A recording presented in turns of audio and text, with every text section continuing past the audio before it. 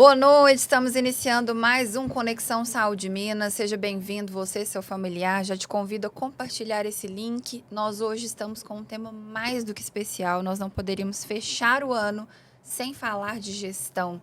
Gestão pública e gestão privada na área de saúde. Antes de mais nada, já te peço para se inscrever no nosso canal e já compartilhar esse link com quem você gosta, com o seu familiar, com os seus colegas da área de saúde, porque aqui no Conexão Saúde Minas nós nos preocupamos com um conteúdo de relevância, um conteúdo científico, e a gente vem muito com esse propósito de combater as notícias sensacionalistas na área de saúde, aquilo que não tem comprovação científica.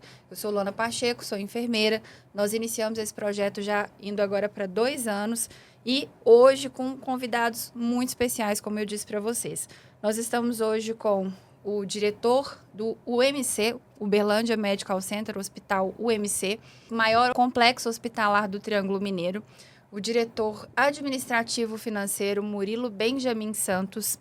Estamos também com o Renato Gonçalves Darim, ele é diretor-geral da FAEPO, Fundação de Assistência, Estudo e Pesquisa de Uberlândia, e também com Arthur Guilherme Rocha, ele é CEO da Missão Sal da Terra e é diretor executivo em saúde. Sejam muito bem-vindos. Eu estou, assim, emocionada, porque eu sou apaixonada com a área de gestão e sentar com vocês, para mim, é uma imensa honra. Obrigado pelo convite. Honrado por estar aqui com amigos para poder conversar um pouquinho mais sobre esse tema tão relevante.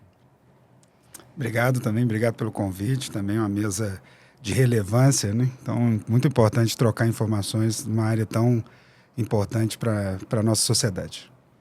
Luana, agradeço a possibilidade de participação nesse momento, né?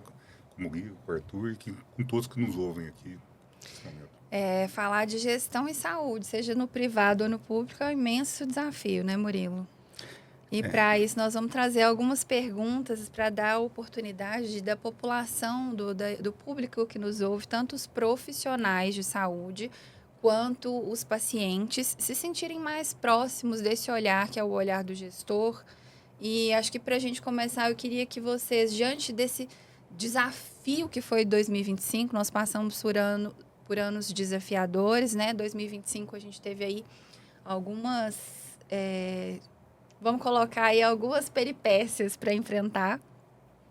Eu gostaria que vocês contassem para a gente como que vocês enxergam os próximos 5 anos. Né, pensando aí que no próximo ano vem oportunidades de crescimento, com certeza o planejamento estratégico aí de cada área. Como é que vocês estão enxergando aí os próximos 5 anos? O que vem de novidade para as áreas? Bom, quem começa? Acho que o Arthur começa aí. Pergunta complexa. É bem complexo, até porque 5 anos é muito tempo, né? Sim. Mas a gente vê como um dinamismo muito grande. A saúde ela está sendo constantemente bombardeada por novas tendências, novas tecnologias. E para nós não é diferente, né? Então, assim, eu não consigo hoje pensar muito além de 1, 2, 3 anos, porque 5 anos eu acho que vai ter mudanças muito rápidas e radicais. Mas o que a gente tem visto e percebido cada vez mais é o envelhecimento da população. Então, a gente precisa estar cada vez mais preparados para conseguir atender e dar o cuidado necessário, né, para essa população, capacitar os nossos profissionais. A Missão Sal da Terra hoje ela tem, no seu planejamento estratégico, né, a gente tem pensado muito em sair fora da caixa, naquilo que é a questão do olhar, do crescimento, da gestão, da profissionalização cada vez mais. E a preocupação nossa de poder cada vez mais estar atento àquilo que são as necessidades do colaborador. Então, a gente percebe que as grandes empresas hoje estão cada vez mais, lógico, preocupadas no crescimento, em aumentar a sua participação, mas ela precisa também olhar para o colaborador que faz tudo isso ser possível e acontecer.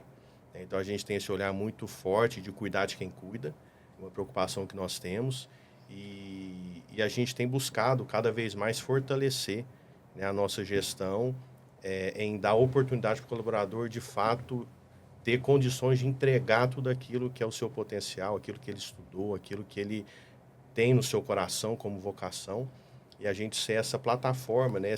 Esse caminho que viabiliza ele a cumprir com excelência aquilo que ele estudou para fazer, aquilo que queima no coração dele. Então, respondendo bem rapidamente, eu vejo esses são os desafios iniciais nossos, mas com certeza a gente sabe que vamos enfrentar aí outros também pela frente, que é normal, e a gente vai cada vez mais acrescentando, agregando o que precisa.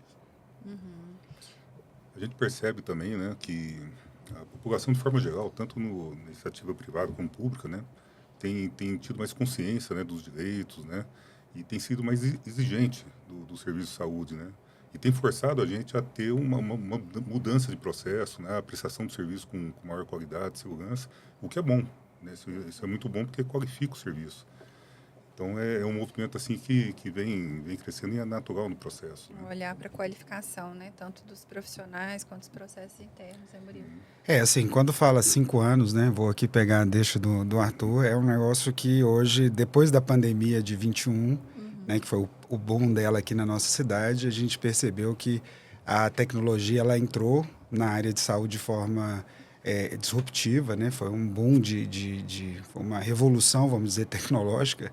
E isso hoje traz alguns efeitos positivos, e vejo também efeitos que merecem um pouco de atenção. Por exemplo, a inteligência artificial, os chats GPTs e tudo mais que tem por aí, que hoje traz para a gente os desafios, como o Renato disse, do nosso beneficiário, né? Muitas vezes questionando a conduta e tudo mais, baseado em fatos que nos traz um desafio diferente aí. E aí, com isso, você não consegue fazer um planejamento muito extenso, pensando em atendimento, pensando em resultado. Então, você tem que, vamos dizer assim, né? Quantos planejamentos estratégicos a gente fez aí no passado, aí de 5 anos, 3 anos.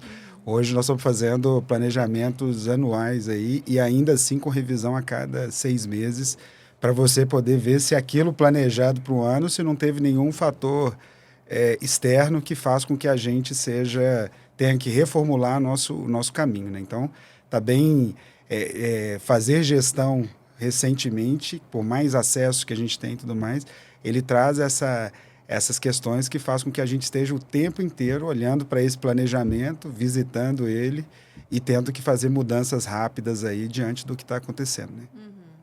Uma das coisas que você trouxe na sua fala, vocês trouxeram, é a questão da tecnologia, né?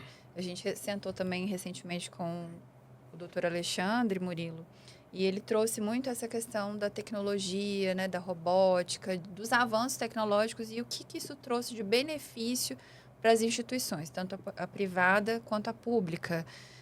Vocês conseguem trazer para a população o que tem sido feito de iniciativa, tanto no público quanto no privado, que aumenta a questão da segurança do paciente, facilita, né, os acessos para os colaboradores, o trabalho desse prestador de serviço profissional de saúde, tanto o médico quanto os demais profissionais?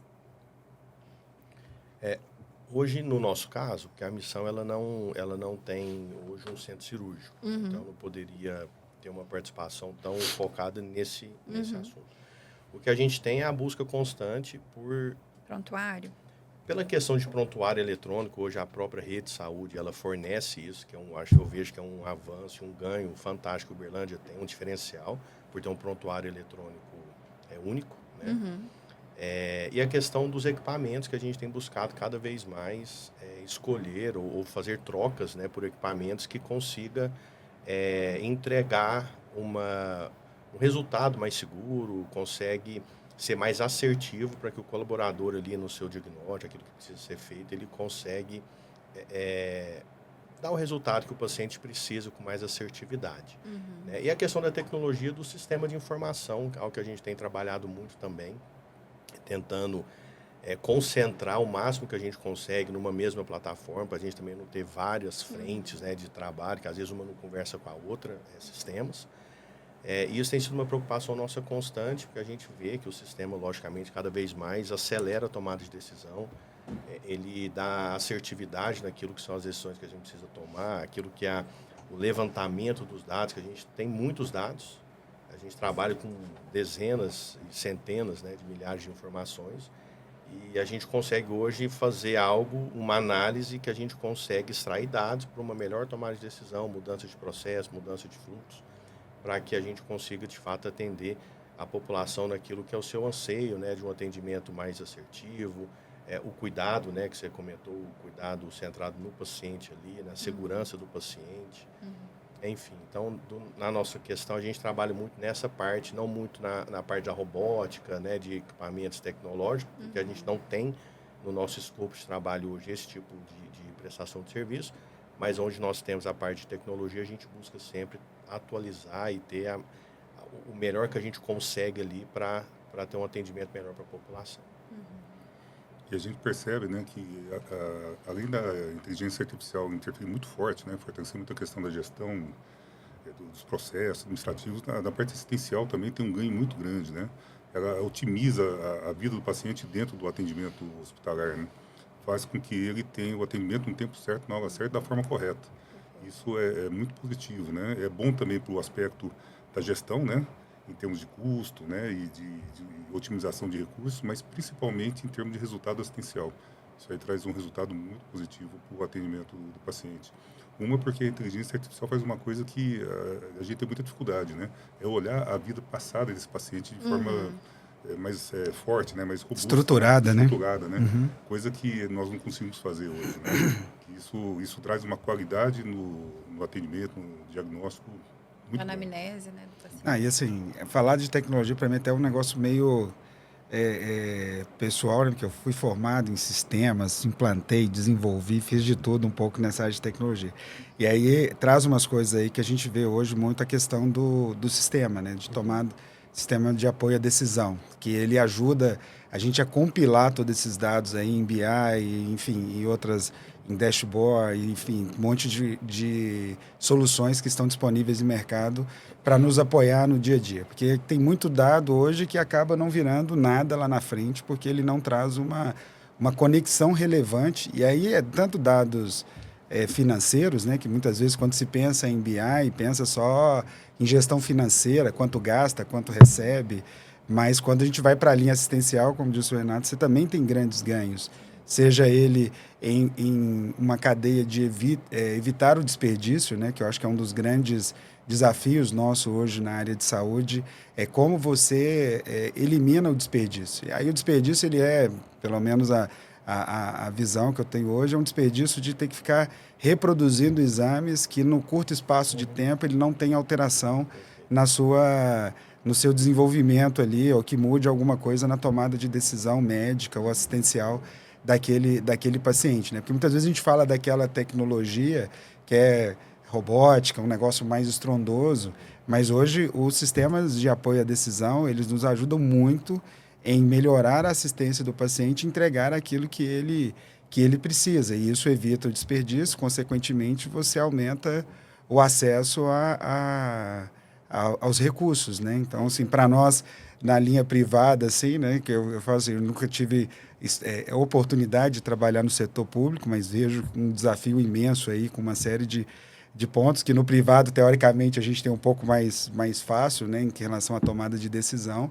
Mas hoje a falta de um sistema coeso e que te traga dados relevantes dificulta muito a sua chegada a uma decisão coerente e que faça com que o serviço cresça. A gente fala aí de market share, de vamos crescer mercado, vamos fazer rede. A gente tem no país aí grandes redes, né, que dominaram o mercado privado da área de saúde e todas elas que a gente observa sempre pautada em dados, tentando trazer uma assistência de qualidade para o paciente, né? E, ao mesmo tempo, melhorar a questão do desperdício, porque se fala sempre, né? Acho que desde quando estou mais de 20 anos na área de saúde, é sempre um sistema em crise. Sempre o sistema em crise, mas todo ano ele vence o ano e vai avançando. Então, acho que essa questão da gente ter acesso aos dados nos ajuda a entender, assim, de fato, o que a gente tem de crise e o que a gente tem que cabe a nós, gestores aí, né, arduamente aí no seu dia a dia, junto aos nossos colaboradores, como disse o Arthur no início aqui, né, que geralmente são as pessoas que fazem com que tudo isso que a gente conversa, que a gente muitas vezes apresenta, funcione, né, e dê resultados nisso. Então, acho que esses sistemas hoje, para nós, é onde a gente mais investe em relação a treinamentos, educação e tudo mais, para que a gente consiga ter mais informação e, consequentemente, trazer mais resultado e benefício para a população como um todo. A questão do desperdício é interessante, porque tem 2 desperdícios, né? Tem aquele que eu faço, eu não precisava ter feito, e aquele que eu faço, mas eu não recebo por isso, porque às vezes ele não está inserido no campo certo do sistema, que eu preciso prestar conta ali, seja para o plano para o operador, ou seja para o próprio município, né? Prestação de contas. E aí esse sistema nos ajuda a exatamente enxergar isso, porque muitas vezes o serviço ele é prestado, mas porque não foi lançado no campo correto do sistema, às vezes eu não consigo comprovar que aquele atendimento foi feito ou que aquele marcador ele foi de fato executado. E aí a gente consegue hoje no nosso BI, enfim, né, ferramenta de gestão, a gente consegue antecipar os problemas para que a gente enxergue o que foi prestado de serviço, que às vezes foi lançado num campo aberto, mas tinha que ser num campo fechado ali, enfim, e a gente conseguir reverter e fazer com que o atendimento ele seja reconhecido ali e, logicamente, o faturamento seja executado. E aí, a gente fala até, estava falando aqui há pouco, antes de começar, né, a parte do estoque, né? Sim. Tanto que estoque é difícil de fazer gestão, agulha, bolinha de algodão, seringa, aquela coisa, aquela confusão inteira. Então, eu vejo muitas vezes, assim, a área de saúde, né? A gente tem uma logística, a gente tem empresas de logística, empresas de faturamento, várias empresas dentro de um hospital que, se você segmentasse, você tinha só por aquela empresa ali, só o estoque, igual a gente estava falando, já seria o suficiente para ter um grande trabalho nesse sentido, né? E tudo isso fazer funcionar, né? Acho que se a gente não tiver uma tecnologia que nos apoie nesse sentido e que seja algo que efetivamente traga resultado, né? Porque eu, muitos anos trabalhando na área de tecnologia, vi muita tecnologia que não servia para nada. Ela servia só para fazer pessoas venderem empresas, mas o cliente final ali, seja o contratante ou até mesmo o paciente, não observava valor nisso, né? Então, até a gente escolher, né? Acho que é um dos desafios, né? Desafio nosso, qual tecnologia escolher, né? E todo dosar dia ela. Tá oferecendo uma todo tecnologia dia, né? nova. Você recebe 300 e-mails, gente em cima, tentando passar uma coisa para nós nesse sentido. Uma das coisas que vocês falaram que me desperta muita curiosidade. Nós sabemos que a tecnologia ela auxilia em tudo isso, né? Hoje a gente fala muito do Lean, né? Da prevenção do desperdício, enfim, desse olhar aí bem minucioso sobre tudo que pode gerar desperdício, e aí a gente pode englobar inúmeras áreas. O que é o desafio maior quando a gente fala de equilibrar a sustentabilidade financeira com uma boa entrega na qualidade assistencial? Quando você fala, por exemplo, o meu colaborador, o prestador de serviço é quem alimenta tudo isso. Nós sabemos que um gestor preparado, ele faz diferença, né? Você falou que vocês investem muito nas pessoas. O que é o desafio maior? São pessoas, são processos? A tecnologia a gente sabe que está a nosso favor para conseguir entregar esse resultado, fazer mais com menos e manter qualidade. Bom, eu vejo que a base de tudo são pessoas, porque não adianta você ter um bom sistema, você ter tecnologia e você não ter alguém para mexer nisso que esteja inspirado, que esteja conectado com aquilo que é a entrega da instituição. Então, para isso a gente tem que voltar lá no início e falar o seguinte: por que a empresa existe? Qual que é o seu propósito? O seu propósito? Qual que é a razão de existir da instituição? E a partir disso, uma vez muito bem definido, você começa a contar isso, a conectar isso com o colaborador. Para chegar num ponto que o colaborador vai falar o seguinte: essa razão de existir dessa instituição não me interessa, eu não vou nem tentar um processo seletivo, porque não faz conexão com aquilo que eu acredito. Então, quando você tem clareza, né, do seu propósito, aquilo que é a razão de existir da instituição, e a gente agora está falando de cultura, que aí tem tudo a ver com todo esse processo, uma vez fortalecido isso, você tem que ser coerente com aquilo que você fala. Porque também não adianta um quadro na parede para falar o seguinte: eu amo gente, eu valorizo as pessoas, e no dia a dia você não demonstra isso de forma prática. Então, eu vejo que hoje um diferencial de uma instituição que ela consegue crescer, consegue entregar valor para a sociedade, para a comunidade, é porque ela é coerente com aquilo que ela se dispôs a fazer. E a coerência ela tem que vir top-down, né? Assim, é da diretoria para toda a capilarização da instituição. E aí, quando a diretoria ela consegue transmitir essa coerência, o colaborador acredita, então, que ele está num lugar que é sério, que de fato é verdade aquilo que eles falam. E aí você começa uma trajetória, posso dizer assim, uma linda e desafiadora trajetória, que é o dia a dia da instituição. E aí sim, você tendo colaboradores engajados, que acreditam na instituição, que sabem que apesar do desafio, que os desafios são grandes, mas que a empresa às vezes está passando por algo, mas aquilo lá não define quem ela é, às vezes desafio financeiro, desafio com fornecedor, de entrega, disso, daquilo, você tem um exército de pessoas que acreditam em você e eles vão te defender. Porque sabem que aquilo lá não é o que a instituição, é uma fase que ela está passando. Então, você começa a trabalhar isso no colaborador, aí você tem que estimular, né, aquilo que é o crescimento do colaborador, você trabalhar os valores da instituição, a missão, né, por que a empresa existe, qual que é a missão. A nossa missão, enquanto missão Sol da Terra, nós cuidamos das pessoas para transformar vidas. Então, hoje a gente faz o que a gente faz para cuidar, e ao cuidar eu gerar transformação de vida. E isso é muito profundo, porque você tem dois verbos ali muito fortes, né, que é cuidar e transformar. Então, hoje, se você tem um colaborador que não gosta de gente, eu já falo, a gente tem um momento de integração com os nossos colaboradores. Eu falo assim, se você não gosta de gente, você está no lugar errado. Você tem que refletir se vai fazer sentido a sua jornada conosco, né? Porque aqui a gente precisa de cuidar, a gente precisa cuidar das pessoas, transformar vidas e tal. Então, e aí o resto vai sendo agregado. Então, aí você tem uma tecnologia, então você está dando condições para o colaborador fazer aquilo que ele, né, como eu disse no início, está no coração dele para fazer. E aí você tem os processos, são desafiadores, mas eles são construídos por gente. Né? E ninguém melhor para ajudar nos processos do que as pessoas que fazem parte do processo. Né? A gente vê muitas empresas, às vezes, que quer construir processos dentro de uma sala, porta fechada, e você não está lá cheirando a operação, você não está sentindo o dia a dia. Então, a melhor coisa é você trazer gente para poder trabalhar nos processos. Então, respondendo a sua pergunta de forma macra, é isso, né? Então, se a gente, primeiro, trabalhar as pessoas, que elas vão fazer com que os processos deem certo e a tecnologia seja utilizada da melhor forma. O ponto que o Arthur falou, que eu acho que merece assim, um reforço, é a questão do engajamento. Eu acho que é um ponto muito importante, principalmente na área de saúde, né? Porque não é fácil. Não é um serviço qualquer, não é uma prestação de serviço qualquer. Né? No atendimento você se doa, né? Você acaba se envolvendo, você acaba indo muito mais além do que um trabalho simples. Você né? sente a dor, né?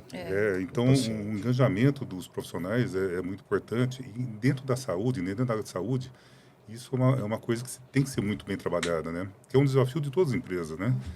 Fazer com que aquele profissional, né, ele acorde de manhã e vá trabalhar com vontade, sabendo que o trabalho dele reflete em bem-estar para a sociedade. Eu acho que isso é uma coisa muito importante. Até fez uma lembrança aqui na hora que falou, né, pessoas, processos e tecnologia, né? Lá no TCC, lá em 1902, um dos desenhos do meu TCC era isso, né? O tão desafiante porque muitas vezes a gente traz a tecnologia achando que ela é a salvação, né? E como se disse o Arthur, uma boa tecnologia com um processamento, com um processo errado e as pessoas desconectadas, ela é vamos dizer assim, né? Ela faz você errar mais rápido, né? Você produz coisas erradas mais rápido. Então, acho que construir uma ligação com as pessoas, isso torna até uma tecnologia ruim em boa quando a pessoa está engajada. Então, acho que o nosso ponto principal assim desse tripé, vamos dizer, é fazer com que as pessoas venham engajadas ao propósito. Acho que hoje está mais difícil você conectar. E aí a gente tem alguns desafios de gestão de pessoas, que é as redes sociais, hoje a questão da discussão emocional, né, desses colaboradores, do jeito que eles estão na linha psicológica, que nos traz agora algumas coisas, principalmente no que a gente trabalha, né? Porque como trouxeram bem, né? As pessoas acabam vamos dizer assim, né, se envolvendo naquela situação ali de dor extrema, e aquilo ali somatizando no nosso dia a dia, a gente tem maiores riscos com o nosso colaborador na ponta, e aí, enfim, aí isso traz mais dificuldade, isso tecnologia não resolve. Isso é a parte mais difícil nossa, né? É conseguir fazer essas pessoas se conectarem. Então, agora mais recente, né, que a gente retornou ao MC, nós viemos trabalhando essa questão, né, de conectar de novo a sociedade que utiliza o complexo ao colaborador, e a gente tentar extrair uma conexão, como foi feito genuinamente quando foi montado o projeto. E é um negócio assim extremamente complexo, né? Porque você não sabe para qual lado que vai, você já toda hora tem uma reunião para ser rediscutido. Hoje mesmo foram 4 reuniões sequenciais falando da mesma coisa, para chegar na 4ª reunião e entender que não deveria nem ter tido as 3 primeiras, né? Então, são coisas que a gente hoje precisa estar muito focado no nosso colaborador, nessa questão de como ele vai trazer as conexões de tecnologia, um desenho de processo mais adequado, né, para fazer desde um registro de prontuário aceitável, que você fala assim, quando você diz assim, colocou o campo errado. Aí você vai lá, faz um treinamento, coloca todo mundo numa sala, fica lá, 30 pessoas numa sala, olhando você treinar. Passou 4 dias, a pessoa não lembra do treinamento, continua errando.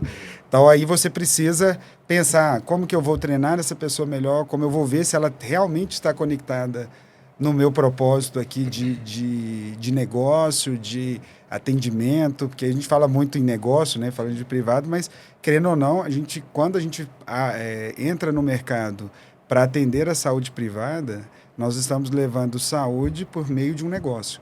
Então, ele tem que ser sustentável para eu conseguir alcançar a saúde que eu quero levar, ou pelo menos a assistência à saúde que eu quero levar aos beneficiários do setor privado, né? E isso passa diretamente nos colaboradores que estão no nosso dia a dia, né? Então, como diz, né? Criar o processo, teoricamente, são as pessoas que fazem, a tecnologia também são pessoas que reproduzem ela, e no final das contas, se o nosso colaborador não tiver preparado para isso, a gente tem um problema grande, que a gente gasta mais dinheiro comprando coisas, achando que ela vai resolver o problema, ela não resolve, o dinheiro vai embora, parece que você entra num ciclo negativo de PDCA, né? Esquece do mais importante, que é o treinar e capacitar e reciclar. E facilitar, né, o trabalho do profissional, né? Desburocratizar. Eu até, como eu sou da área de TI, tem hora que eu faço, a gente esquece TI. Coloca ela do lado aqui, ó. Vamos fazer no papel aqui, vamos ver se dá certo. Na hora que a gente fizer certo no papel, qualquer tecnologia que eu trouxer e colocar aqui, ela vai ser um sucesso. Mas muitas vezes eles invertem a relação, né, onde acha que a tecnologia vem e salva. E não é assim, não é assim. As pessoas precisam operar a plataforma e elas não são capacitadas para isso. Um ponto que me traz ainda, dentro desse contexto que a gente está falando, de fazer mais com menos, é importante a gente lembrar que o custo-efetividade, né, a economia, usar bem os recursos, é bom para todo mundo, é bom para o paciente, né? E aí me desperta a curiosidade, Murilo, Renato, a gente queria que você falasse também como que vocês olham para o gestor. Porque o papel do gestor, vocês estão na diretoria, tem um grupo de gestores aí com vocês, o papel do gestor é desafiador de desenvolver esse time.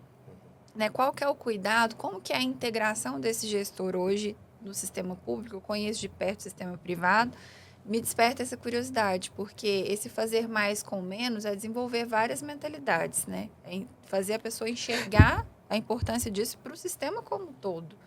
Para o mundo, para o Brasil, para tudo, né? Em tudo a gente pode pensar. Esse gestor, como que ele é desenvolvido tanto no público quanto no hospital privado? Eu vejo assim que a área hospitalar, né, principalmente, ela tem uma dificuldade nesse processo, né, que é o que ela abarca muitas frentes do conhecimento. Salvo engano, deve ser a que tem mais frentes de conhecimento de todas as atividades, né? Você tem engenharia, você tem a área de saúde mesmo, você tem gestão, você tem diversas áreas, e isso é um complicador no processo, logística, né? Então, você tem que ter profissionais de várias frentes, né? E esse profissional, geralmente, ele não está preparado para hospitalar. Você tem que formar esse profissional. Então, eu acho que o primeiro desafio é você identificar o profissional e formar ele para aquela atividade específica. Porque não adianta você trabalhar muito bem num segmento, né? numa parte do processo, mas se você não trabalhar o todo, né? Porque a área de saúde era muito integrada. Se uma dessas não funciona muito bem, a tendência é que todo o processo dê errado. Hoje, no serviço público, tem essa integração do ensino, pesquisa, assistência, com todo o time. Além da gestão, todo o time. Ou tem algo que é específico para a área de gestão? No caso nosso, a gente trabalha em duas frentes, né? Como a gente tem uma fundação de apoio, né? Então a gente tem uma relação muito forte com a universidade e a gente interage em alguns projetos, né? A assistência com a academia. E isso traz um resultado muito positivo. Isso é muito forte na assistência. Muito forte na assistência. Agora, na área de gestão, ela não tem ainda um processo muito bem estruturado. Então, a participação ela é um pouco menor do que na parte assistencial. Mas toda vez que a gente coloca a academia junto com a parte operacional, assistencial, os resultados são muito positivos. Bacana. A gente tem usado uma frase lá na missão, que um dos nossos valores, a gente tinha colocado fazer mais com menos, né? Que você usou esse termo. E aí eu estava numa reunião com um colaborador nosso, chama Paulo. E aí ele falou assim, Arthur, eu estou lendo um livro, e esse livro fala que o melhor para ser dito não é fazer mais com menos, é fazer melhor com menos. E ele foi me explicar. E aí depois eu até mudei os nossos valores, eu alterei lá. Em vez de pôr mais, eu pus melhor, que eu achei interessante. Porque quando a gente fala fazer mais com menos, eu não estou sendo... às vezes eu não vou ser justo com o colaborador. Porque ele não vai conseguir fazer. Então eu vou te dar 10 tijolos, por exemplo. Eu falei assim, constrói uma casa com 10 tijolos, faz mais com menos. Eu não vou conseguir construir uma casa com 10 tijolos. Agora, se eu falar assim, não, faz o seu melhor com menos, eu vou assentar aqueles 10 tijolos da melhor forma que eu consigo, mesmo sabendo que eu não vou construir uma casa. Porque 10 não é suficiente, mas aqueles 10 eu fiz o meu melhor para ser assentado. Então, a gente mudou um pouco a forma de enxergar. Bacana. Isso para nós começou a fazer muito sentido, né? Então, assim, é o seu melhor, e aí o Mário Sérgio Cortella fala, né? Faz o seu melhor enquanto você não tem condições de fazer melhor ainda. E para nós fez muito sentido essa mudança. Eu só quis compartilhar com vocês isso que para nós foi bem bacana. Com relação a essa questão do gestor, o que eu enxergo?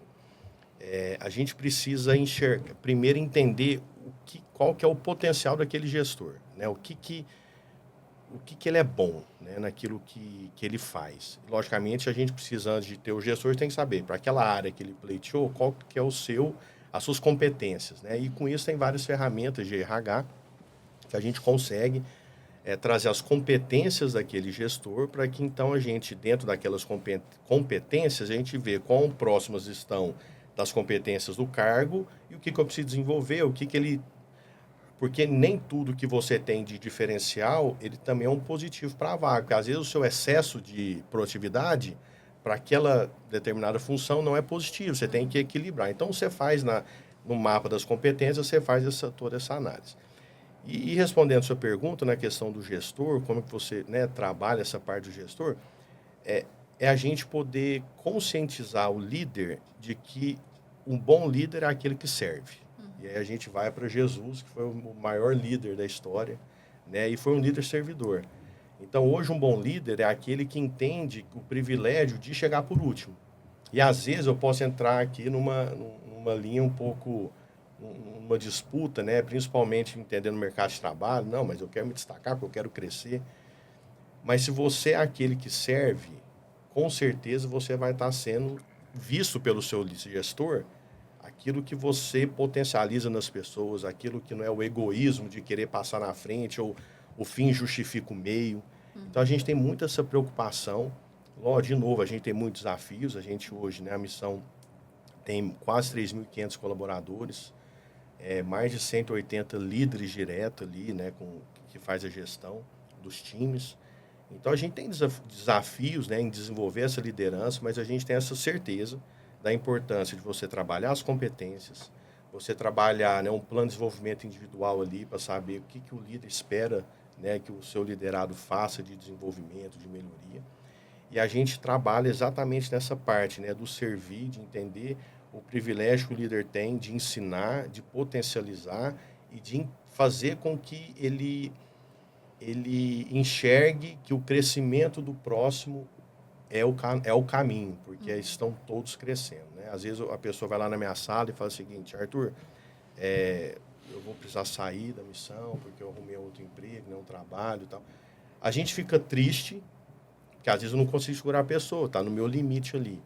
Mas é uma notícia que eu acho maravilhosa, porque você fala assim, putz, olha que legal, a pessoa ela está preparada para o mercado de trabalho, ela está ali, formou, né? A gente conseguiu desenvolver a pessoa ali. É um desafio você perder, gente, lógico que é, mas assim, o líder, ele enxergar esse privilégio de servir, privilégio de ensinar, de corrigir o que precisa ser corrigido, mas entender o seguinte, porque tem gente que tem medo de sair de férias, né? Sair de férias não volta. Exatamente, assim, não, vão ver que, não, assim, hoje a gente valoriza o cara que sai de férias, o colaborador que sai de férias, e a gente nem entra em contato com ele, pede para sair dos grupos tudo, vai descansar, vai desfrutar. Se tiver alguma urgência, se de tudo precisar, a gente dá um jeito de conversar. Mas vai curtir, vai desfrutar. Legal. E porque se roda sem ele, não é porque ele não é necessário. É porque ele soube fazer de uma forma que ele é necessário. Sensacional. Porque se ele não tivesse lá, não teria rodado tão bem como rodou. Então, eu acho que o nosso foco, se a gente conseguir sempre, né, extrair esse máximo do gestor, dele entender que trabalhar de forma a potencializar e não se sentir ameaçado, a gente tem uma leveza, apesar dos desafios, que é complexo, a saúde realmente é muito complexa. Até para desenvolver uma sucessão, né, Arthur? Total, exatamente. Eu vejo assim, né, a questão do gestor hoje, e isso talvez pela área de saúde, que sempre não, né, porque eu acho que mais recente não, mas sempre foi tratada como uma coisa de cuidado assistencial, e aí as pessoas não se desenvolveram na área de gestão. Elas se desenvolveram na área técnica, foi o que o Renato disse. Funcionava médico, enfermeiro, médico, né? enfermeiro suficiente ali, pode torar o pau que vai dar certo. Então, assim, aí neste caso, o que a gente percebe mais recentemente, né? Uma busca por formação de gestores, né? E aí, como os desafios são mais intensos, porque os recursos são menores, seja em qualquer deles, os desafios da área privada, a gente tem a glosa, nós temos as operadoras em situações difíceis e por outros motivos, então faz com que esse gestor seja mais demandado e mais exigido nesse sentido. E muitas vezes ele era um bom técnico que foi migrado para gestor pelo fato do medo de perder aquele bom técnico. Você fala, vou levar ele para gestor porque eu mantenho ele aqui por mais tempo. Se você não faz a análise de habilidade e competência, como disse o Arthur, você vai perder um excelente técnico e ganhar um péssimo gestor.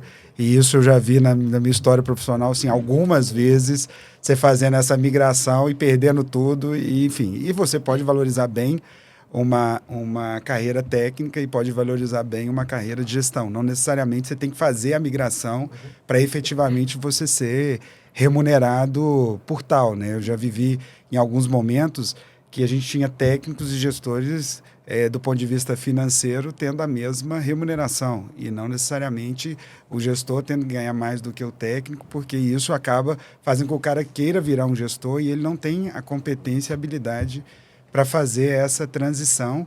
E muitas vezes tem gente que não tem um perfil técnico, mas tem um perfil de gestão que parece que é nato da pessoa, mas tecnicamente ela não é a pessoa mais indicada. Então, se a gente tem essa... Aí cabe muito os recursos hoje e as ferramentas de gestão de pessoas que nos ajudam a fazer essa... tentar, vamos dizer assim, escolher de forma...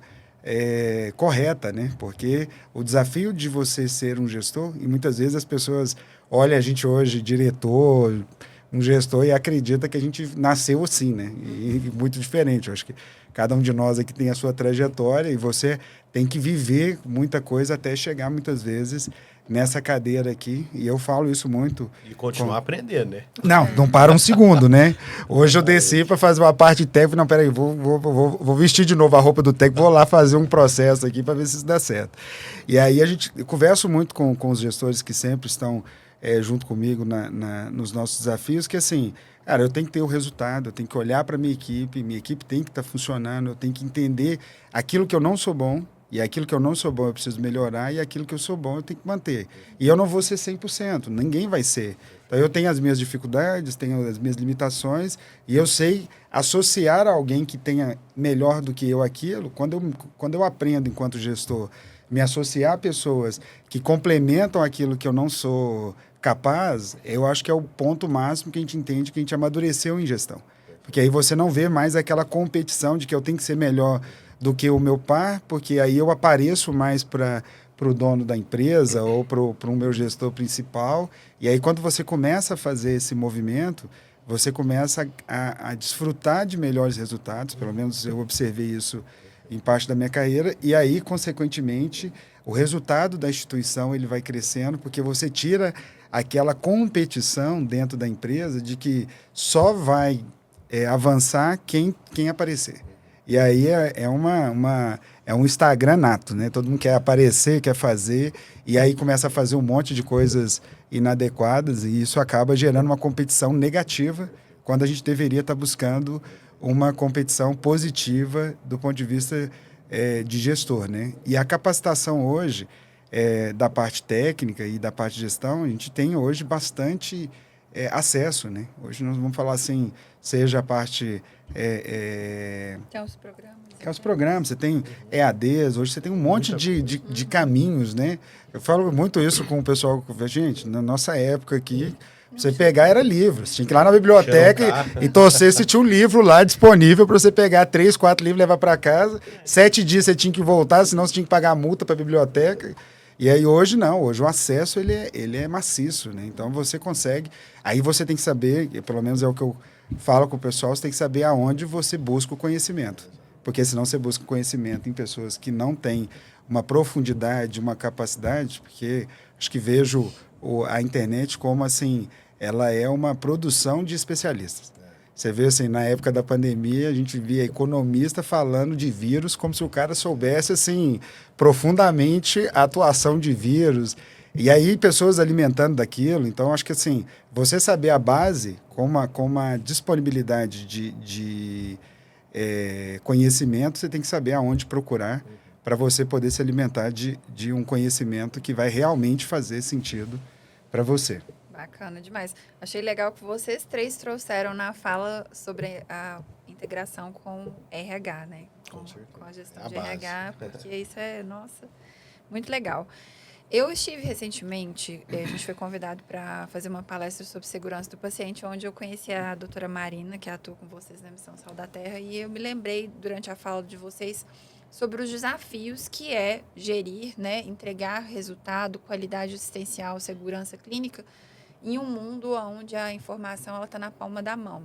Então, o paciente ele senta com você e ele fala, eu sei que meu direito é esse, eu sei que está errado. Eu queria que vocês falassem um pouco sobre a segurança da informação, tanto no público quanto no privado. De que forma que isso tem... de que forma que a população pode entender que ela está segura nesse local de atendimento, que esses profissionais que estão atendendo, eles estão preparados ou estão sendo preparados para esse novo contexto, essa realidade onde a gente vai lidar com pessoas que chegam muitas vezes questionando, pessoas questionadoras, né, pelo acesso à informação, uma informação muito ágil, na palma da mão, e a segurança dessa informação também ali dentro do contexto hospitalar. Pode ir.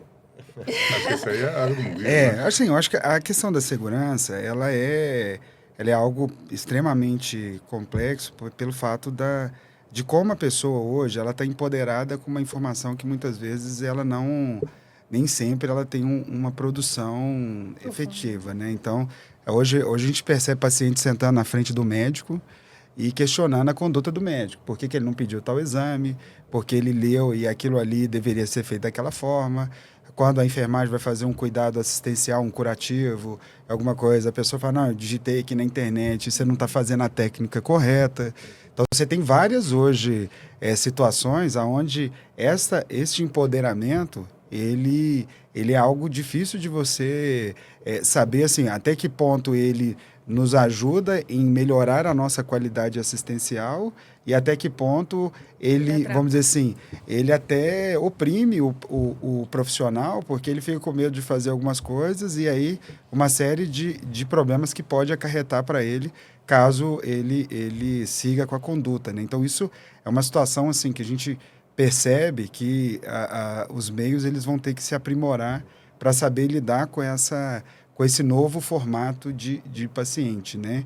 E aí, paciente, acompanhante e tudo mais, porque tudo vem para melhorar e tem um certo período de estabilidade até que você consiga atuar com isso mais facilmente. Então, a gente vem hoje trabalhando aos setores jurídicos da empresa para ver o que pode, como a gente pode, para a gente não cercear o espaço desse paciente, mas é bem desafiador para o profissional técnico que está na pronta, que ele começa muitas vezes ser questionado do ponto de vista do que ele está fazendo, né? Então, hoje é difícil isso.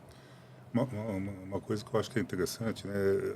Expandindo um pouco mais, né? Saindo também só da questão da assistência, né? Mas a questão de gestão também. Uma coisa que você vê como positivo é quando o profissional ele te explica, te convence aquilo que ele está colocando. Que eu acho que é isso que precisa, né? A gente percebe tanto na parte de gestão, né, ou na parte assistencial, quando a pessoa te coloca uma posição simplesmente e não aprofunda nisso. Ela não te explica o que é isso, não te fala como que é, não te convence sobre aquele posicionamento. Tanto na parte de gestão, quando você, por exemplo, dá um encaminhamento ou toma uma decisão e às vezes a pessoa que está recebendo isso, ela não compreendeu o porquê, o motivo. E hoje em dia as pessoas não fazem mais as coisas assim mandadas, né? Faça, né? As pessoas querem compreender o processo. Isso na área assistencial também é a mesma coisa. Eu, por exemplo, vou no médico, eu quero saber por que eu tá dando um diagnóstico, tá pedindo um tratamento, né? Eu quero compreender isso. Eu acho que isso aí falta um pouco, né? Nesse atendimento, tanto na parte assistencial como na parte de gestão, a gente ter um tempo maior, um tempo de qualidade maior para explicar melhor determinada situação. Eu vejo até isso assim, né? Hoje, quando a gente fala em processos de qualidade, nós vamos ter uma ONA 2, ONA 3, ONA 1, uma internacional, Quemento, Joy Commission, seja qual. O paciente hoje, ele vê valor nisso, o paciente entende o que é isso.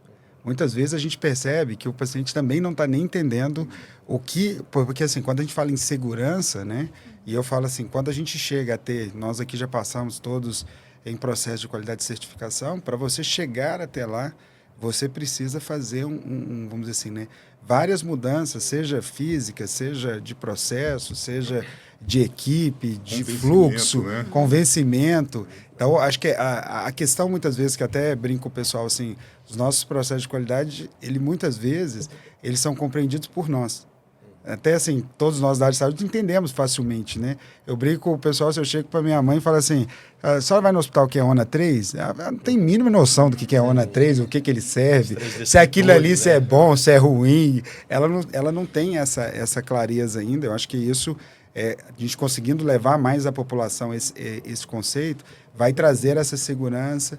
Os questionamentos, eles vão existir, eles são necessários mesmo, porque antes dizia A e era para sempre. Você não tinha questionamento, você falava, acabava aquela situação, todo mundo executava. Hoje não, hoje é um perfil questionador.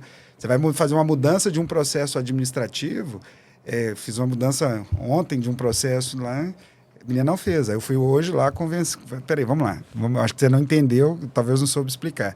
Vamos de novo aqui nós dois. Aí escrevemos e tal. Quando ela entendeu, à tarde ela me ligou e falou, cara, tá pronto, entendi, tá feito. E isso faz a gente, assim, ainda mais nós, que já temos uma cultura, fazer uma transformação do jeito de conseguir chegar nesse público novo para convencê-los de qual é o melhor caminho. Ou até mesmo a gente mudar o nosso direcionamento. Porque muitas vezes é muito fácil manter o seu, mas espera aí, eu acho que não está bom. Eu entendi que eu tenho que dar 2 passinhos atrás para depois conseguir avançar. Exato. E aí você tem 2 públicos, né? O interno e o externo. Então, você tem um colaborador que você tem que ter essa habilidade de deixar claro o porquê que ele precisa fazer esse processo para tal coisa ser realizada. E aí você tem o paciente que ele chega já com todas as informações e o profissional de saúde ele precisa ter a habilidade de convencer, de conversar. E aí, às vezes, eles não têm esse tempo, porque é tudo muito dinâmico. Muito dinâmico. Então, às vezes, fala assim, a pessoa, quando a gente vai falar de qualidade, fala, mas qualidade vai demorar mais o atendimento. Né? O pessoal acha que... E é um desafio, porque você acaba, quando você vai elevando seu nível de exigência assistencial e de gestão, você acaba exigindo mais controle. Né? E eu acho assim, como é que o paciente vai perceber a qualidade? É dando certo o atendimento. Certo, rápido. Isso. Porque, Se você assim, chegar e ser rápido, igual eu o vejo... que ele não quer? Ele não quer que chama ele por um nome e seja ficha de outro nome. Então, você tem que garantir ali a primeira barreira, os 3 escritores. Né? Nome da mãe, nome do paciente, nome da mãe e data de nascimento. Então, a qualidade hoje, uma vez estabelecida, ela está permeando tudo ali. Só que ele não percebe. Ele não percebe. Mas está ali, criando barreiras cada vez mais para que a segurança do paciente, em primeiro lugar ali, e ele sendo no centro do atendimento, o paciente, as coisas aconteçam de forma que ele não perceba naquilo que são os detalhes, mas que ele quer o quê? Ele quer entrar, se ter a queixa dele resolvida, atendida ou direcionada, e sair igual ou bem melhor do que ele entrou, e nunca pior. E o tanto que a gente investe nisso, né? Hoje Com certeza. vamos dizer assim, quando a gente pega a linha do orçamento não da qualidade, porque você não tem uma linha qualidade, né? Mas quando você pega todo o investimento que você fez por linha, buscando uma qualidade, uma segurança assistencial, enfim, você vê que hoje é uma linha relevante hoje dos nossos tudo setores. Mitigação de risco. Tudo mitigação de risco. Mitigação para que a medicação seja correta, Exatamente. que o cara preencha o campo certo para você ter o retorno financeiro, para você conseguir continuar fazendo o que você está fazendo, o investimento. Eu vejo muito isso, falo com muita gente assim, a gente precisa da parte financeira para ela sustentar, ela reoxigenar o fluxo. Perfeito. Porque senão a gente olha muito para a parte assistencial, do cuidado, só que a parte financeira começa a ruir e daqui a pouco você não consegue oxigenar o sistema de novo e aí quando vê você tem assim uma boa ideia, boas pessoas, boa intenção, não sustenta. E aí essa sustentação você não consegue oxigenar. Então muitas vezes esse equilíbrio, né, que a gente vem trabalhando, e aí voltando um pouquinho à fala do gestor, né, é o equilíbrio da parte técnica com a parte de resultado. E muitas vezes resultado, gente, não é financeiro. Pelo menos eu falo, você tem um resultado de atender o paciente em X tempo, da medicação ser dada em tal período, de você mitigar a quantidade de condição adquirida hospitalar, de uma infecção. Então, você tem tantos indicadores e resultados que no final da linha ele está reoxigenando a estrutura para você conseguir fazer mais... fazer melhor, né? Você falou, né? Fazer melhor com menos, né? Bacana demais, gente. Muitas reflexões, inclusive. Diante desse envelhecimento populacional, né? O Brasil, acho que os países aí desenvolvidos, a gente observa que nascem menos crianças, a população está envelhecendo cada vez mais e o número de idosos só aumentando.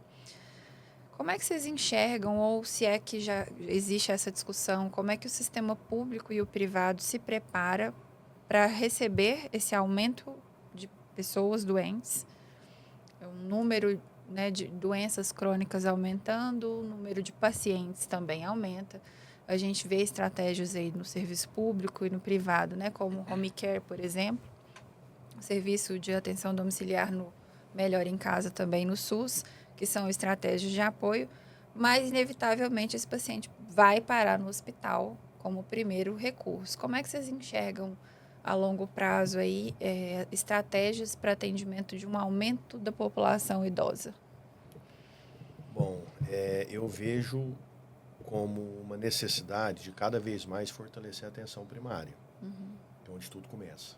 A ordenadora de fluxo hoje de uma rede de saúde é a atenção primária. Perfeito. Então, quando a atenção primária ela consegue, né, conhecer a sua população, consegue tratar ali aqueles casos de alto risco, gestante, idoso, criança, você evita com que eles agudizam e vão para o pronto atendimento. A questão do envelhecimento é uma realidade, né? O idoso ele está cada vez mais, a população está envelhecendo, a pirâmide, na verdade, está invertendo, né? Isso. Antes era assim, agora está ficando assim, né?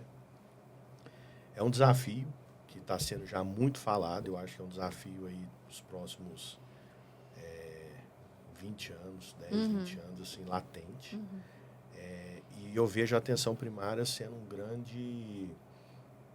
grande ator ali, um grande polo de buscar esse cuidado do idoso, né, para que ele seja, a gente fala do idoso robusto, né, ele consiga ter todo esse vigor, né, na sua velhice, e aquele que tem, né, que são mais frágeis, tem os seus desafios, ele possa ser cuidado da melhor forma possível, sem que ele agudize, né, que ele não ocupe um leito ali, porque o idoso, a internação ela é mais longa, né, quando ele vai. Então, acho que, olhando para a atenção primária, as políticas públicas, com certeza, vão ser trabalhadas em cima disso, né? Aquele cuidado em casa, com a equipe, que faz um trabalho fantástico da atenção primária, agora estou falando público, né?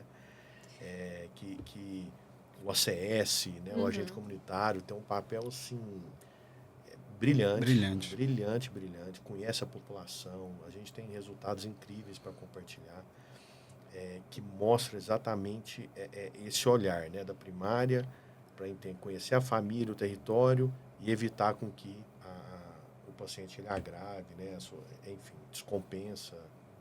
Então, acho que a atenção primária vai ser esse grande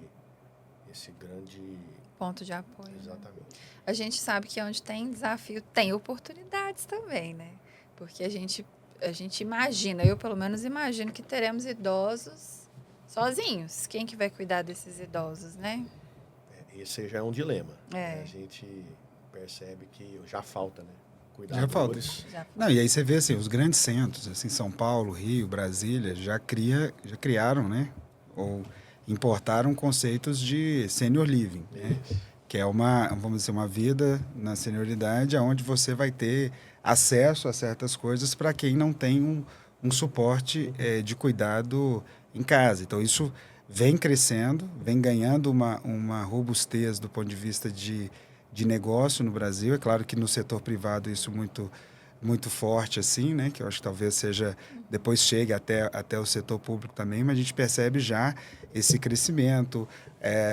Se fala também de hospitais de transição, que já estão mais maduros, que aí o cara sai daquela ostensidade do hospital e vai para um hospital de transição e depois ele vai para um senior living. Então, você vai ter alguns movimentos de mercado aí nessas oportunidades que você vai conseguir construir isso e fazer com que a gente tenha novos mercados para essa estrutura. Isso é muito, para a gente no privado, a gente vê isso movimentando, inclusive até mais rápido do que eu acreditava que aconteceria, né?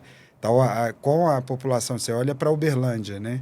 Você vê ali Monte Hebron, você vê o tanto que a cidade cresce, né? E a rapidez que ela cresce nessa estrutura e, consequentemente, você atrai e você precisa de novos serviços para atender essa população que vem envelhecendo aí e que está invertendo essa pirâmide. Então, acho que é um caminho que vai acontecer, que vai nos trazer novos movimentos.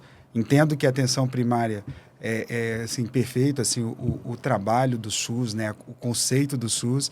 Inclusive, o setor privado vem mais recentemente, assim, numa história recente, adotando a atenção primária como uma forma de atuação forte dentro da cadeia de cuidado do paciente, até para você conhecer o paciente de fim a fim, porque dentro do setor privado, muitas vezes, ele está solto numa rede, né? Ele faz ali, ele vai aqui. Prevenir é mais barato, né? Prevenir é muito mais barato do que você tratar. Isso não vai diminuir o volume dos tratamentos, porque eles vão acontecer, são naturais a evolução de uma doença e tudo mais, mas muitas vezes ele chega num estágio de doença, muitas vezes rápido, quando ele deveria ter, numa atenção primária, acompanhado e ter uma qualidade de vida ou até mesmo um estadiamento dessa doença diferente. Então, este redesenho, né, que a gente viu depois, principalmente depois da pandemia, que a gente teve uma mudança de conceito no setor privado, e eu vejo assim, o Senior Living sendo um grande caminho aí para os próximos anos, várias estruturas seguindo para essa linha. Vi 2 projetos recentemente que eu participei deles, de transformação de shoppings em em parte voltado ao entretenimento e parte voltada em cuidados de saúde. Então, porque até o shopping, diante das compras, né, pela internet, ele diminui aquela abordagem e entra, peraí, como vai ter o entretenimento, o que eu posso ligar aqui? Então, ligar a área de saúde é algo que vem ganhando espaço, porque ele vai assistir um filme, vai uma praça de alimentação, peraí, eu vou fazer uma consulta, vou fazer um exame. Legal. Então, isso tá ganhando espaço aí, porque as pessoas estão buscando qualidade de vida, elas estão nos exigindo mais nesse sentido. Interessante demais isso, né? E aí, antes da gente ir para a última pergunta, eu queria aproveitar essa fala sua, Murilo. Diante de tamanha explicativa que você trouxe, vocês enxergam que as instituições de saúde, sejam públicas ou privadas, tendo em vista que nós estamos envelhecendo, que a maioria dos profissionais de saúde se cuidam muito pouco, cuidam mais do outro do que de si mesmo. A gente tem já alguns dados sobre isso. Como que vocês enxergam a responsabilidade da instituição também? A gente viu normativos aí falando da parte do psicológico de cada um, você comentou brevemente também. As instituições, elas também estão se preparando nesse sentido de cuidado, você falou brevemente sobre isso, de cuidado com esse colaborador, pensando que talvez num futuro próximo a gente passe por algum tipo de reforma de previdência, que a gente venha trabalhar um tempo maior, que a população venha envelhecendo. Como que é o cuidado com esse profissional que está lá dentro hoje? Sem dúvida alguma, se hoje tiver alguma instituição que não está olhando para o colaborador, o fim está muito próximo. Porque se você não cuida, você não tem quem vai desempenhar. Então, assim, você tem que zelar. Lógico que existem várias formas de fazer isso, e viabilidade para fazer isso. Nós hoje temos um comitê, chama Missão Juntos, onde nós estimulamos e trabalhamos, e é um comitê de equipe multi, onde nós trabalhamos esse olhar de cuidar mesmo da saúde do colaborador. A questão física, alimentar, psicológica também. Então, a gente tem a NR1, que agora foi adiada novamente, né? Vai vir com esse cuidado muito forte na questão da segurança psicológica. E a gente tem feito algumas ações para justamente ajudar o colaborador a ter um escape emocional onde ele precisar, com apoio psicológico, e também ações que incentiva e motiva ele a desenvolver atividade física, de novo, alimentação, né? E esse olhar do cuidado mesmo, né? E, de novo, deixar claro o porquê. Né? Você tem que fazer atividade física porque tem que fazer. Não. É a qualidade do trabalho, a qualidade de vida em casa. Né? Então, a gente preocupa muito com isso, de novo, né? Cuidar de quem cuida. A gente tem que cuidar porque realmente eles se doam muito pro próximo e às vezes acabam esquecendo pela intensidade, né? Pela complexidade que às vezes eles esquecem. Então, a gente tem sim, hoje, na Missão Sul da Terra, a gente tem um time que tem várias funções ali, mas a gente junta um comitê, enfermeiro, assistente social, uma equipe multi ali, que ela separa um tempo do mês deles para focar em atividades e ações que possam promover atividades comerciais. Andar no parque, sabiá, fazer gincana, competição de futebol, vôlei, enfim, várias atividades. Legal. E não existe uma receita única, né? Eu acho que e a gente está num período de transição, né? A minha geração é diferente da geração que está chegando agora. Então, são necessidades diferentes, são culturas diferentes. E isso é um desafio para a gente, né? Com certeza. Porque você não consegue tratar todos como iguais, né? Você tem que olhar a individualidade e atuar, assim, fortemente nisso. A minha geração, por exemplo, se preocupava muito com saúde, com bem-estar. Hoje, a geração mais nova se preocupa com isso, né? Então, essa questão aí da conscientização, né? E da educação é muito forte, né? E trabalhar esses grupos, né? De forma diferenciada, para chegar no mesmo objetivo, eu acho que é um ponto crítico no processo, né? Trabalhar essa cultura, né? Diferente, né? Mudar a mentalidade, né, Murilo? Eu acho que assim, o ponto principal do cuidado, né, de cuidar de quem cuida, é algo complexo de você conseguir colocar de pé, porque você precisa trazer com que a pessoa que muitas vezes a gente trabalha com profissionais que trabalham em 2 empregos, o cara tem uma jornada dupla, né? E aí com isso o cara está cansado, o cara tem uma situação, muitas vezes arrimo de família, mulheres com bastante responsabilidades sozinhas, enfim. E aí isso traz com que um peso que a pessoa ela não tem tempo para ela parar, para ela olhar para ela, e ainda tem uma pressão do trabalho, dos resultados ali daquela operação, e ela, quando ela trava, essa pessoa ela trava de forma extensa, né? E aí isso atrapalha, inclusive, o meio familiar dela de forma...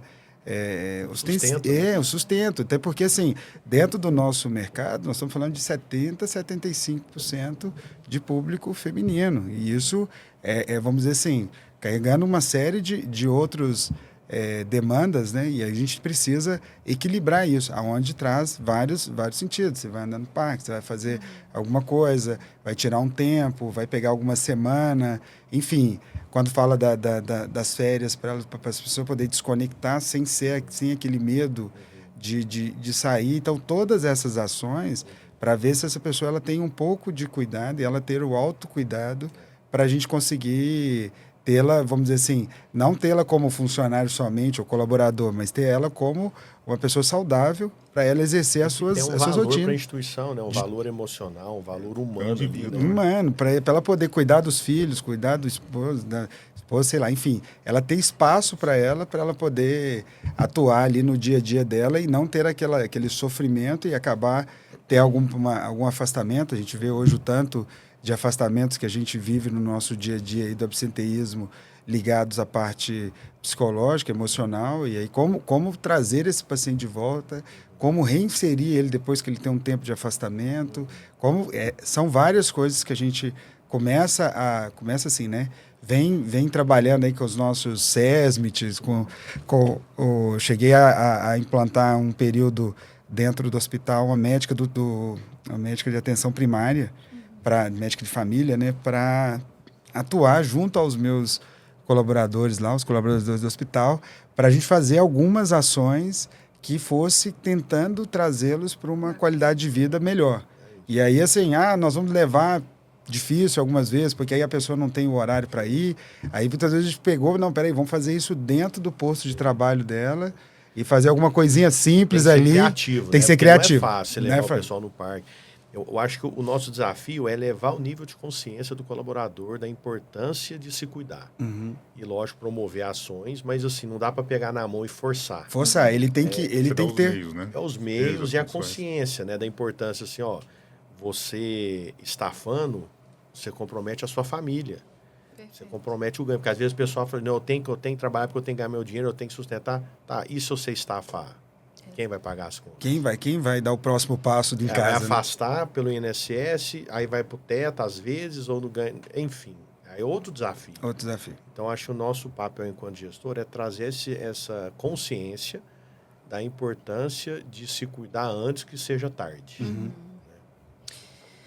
Olha, Renato, Arthur, Murilo, acho que é muito bacana a conversa, até para a população que está assistindo entender o nível de complexidade que é fazer gestão, né? São muitos aspectos para serem avaliados. Aqui a gente não falou nem de um terço. Ainda tem muito assunto que desperta curiosidade de fornecedores, enfim, da qualidade de segurança do paciente. A gente falou brevemente. Acho que fica o convite para vocês retornarem, continuar esse bate-papo de altíssimo nível. E que vocês, para a gente fechar, deixassem uma mensagem para o público, né, para a população, tanto população quanto profissionais, em nome da instituição de vocês. Quanto ao 2026 que está chegando, a gente está fechando 2025, né, foi um ano desafiador, mas também um ano de muitas vitórias. E aí, chegando 2026, queria que vocês deixassem um recadinho para quem está assistindo. Quem vai começar aí? Vamos dizer assim, né, 25 foi quando a gente fala do MC, o 25 ele teve uma transição recente, né? Da saída da Onco e a entrada do Alexandre como sócio agora, majoritário. E aí, assim, o que a gente espera para 2026? Para a população, a gente espera que a gente consiga conectar de novo a instituição, o MC, vamos dizer, as raízes de Uberlândia e região. Acho que muitas vezes, quando vem os grandes os grandes grupos e compram, né? Eles desconectam da tradição, da cultura, da situação. Assim, uma coisa que me fez até mudar para Uberlândia foi a questão de Uberlândia ser uma cidade grande, mas ainda com uma cultura de interior bacana, que você traz uma qualidade de vida sem perder as características de uma grande cidade, né? Então, a ideia nossa do MC para 2026 é trazer essas raízes de volta, é conectar o médico à população, a uma unidade que ela possa ir lá, que está olhando para a cidade, focada nos resultados e no bem-estar, que a gente fala assim, tanto para a nossa cidade, porque, como a gente falou aqui, né, quanto mais coisas eu devolvo para a cidade enquanto um negócio privado, mais ela investe nas áreas de saúde aí, e outras áreas, educação, segurança pública e tudo mais, né? Então, a gente espera que 2026 seja o ano que a gente comece a reconquistar e reconectar essas raízes e trazer o paciente. Aí a gente poderia falar de tecnologia, de trazer mais coisas, enfim, isso aí é parte do negócio e naturalmente vai acontecer, né? Mas eu acho que o maior ponto e o maior, vamos dizer assim, né, desafio que a gente colocou para o plano de 2026 é isso. É conectar o MC ao médico de novo, trazer ele para dentro da instituição, mostrar que ali é uma casa que ele pode atuar sua medicina de qualidade, trazer profissionais competentes para atender a nossa população e, ao mesmo tempo, fazer com que a população possa vir e ela tem até um canal que ela possa reclamar mais facilmente, né? A gente briga, assim, tem hora que você está no churrasco lá, acaba, deu problema. Você vai só um minutinho que eu vou mandar uma mensagem aqui para a gente melhorar lá. Então, eu acho que esse é o que a gente está buscando do MC para 2026, aí, a gente reconectar essas raízes. A FAEPA, a gente está com um objetivo, né? Não só para 2026, mas para um pouco mais para frente ainda também, é de apoiar o crescimento e fortalecimento da saúde pública na nossa macro-região. A gente entende que a sociedade vem aumentando a demanda, né? A sociedade depende cada vez mais do serviço público, saúde, né? Por vários fatores, né? E nós temos aí um caminho muito grande ainda de qualificação. Eu acho que a atuação, né, de entidades como a nossa, né, no terceiro setor, né, Arthur, dentro do serviço público, ela ajuda muito os gestores a se qualificarem, a fortalecerem o sistema e oferecer um serviço de qualidade para a população, né?